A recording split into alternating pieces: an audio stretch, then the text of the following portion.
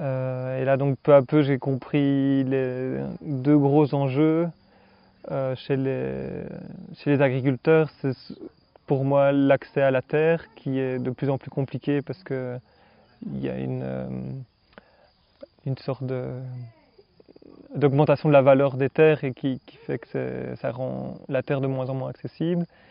Et d'autre part, l'accès au marché, quoi, où les agriculteurs ne peuvent plus donner un prix suffisamment rémunérateur.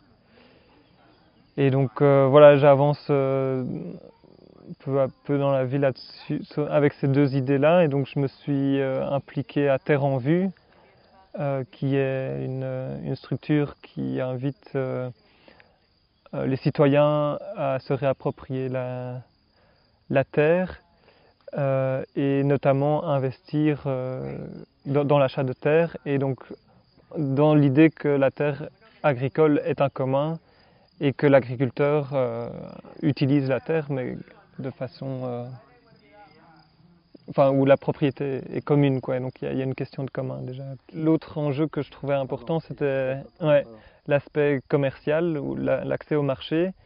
Et ben voilà, c'est à travers l'Open Food Network que j'ai trouvé un autre outil qui permet d'approcher le commun.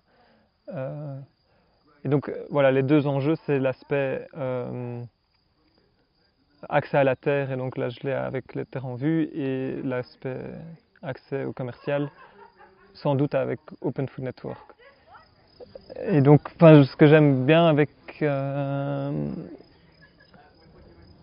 l'Open Food Network, c'est d'avoir cette vision structurante, quoi. Donc, j'aime bien l'aspect de l'analogie à une route publique. Une route, ça doit être public et tout le monde peut l'utiliser.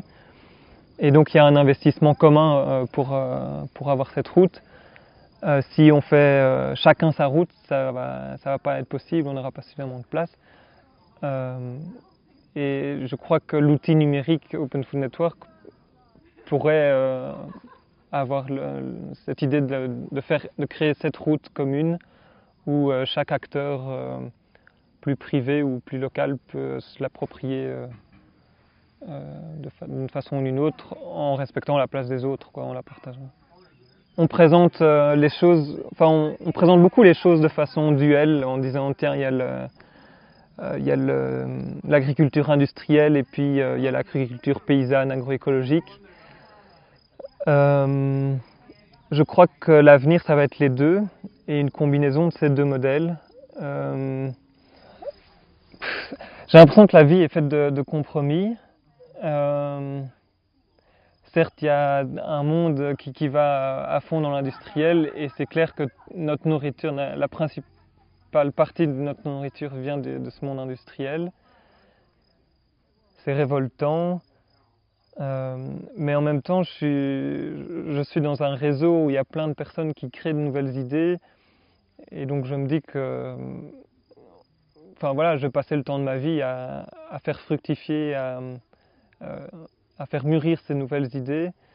Et donc voilà, pour le moment, je trouve qu'on est peut-être un peu trop un réseau d'intellectuels ou de personnes qui réfléchissent à mettre en action. Mais maintenant, il y a vraiment une question d'échelle où on doit produire plus de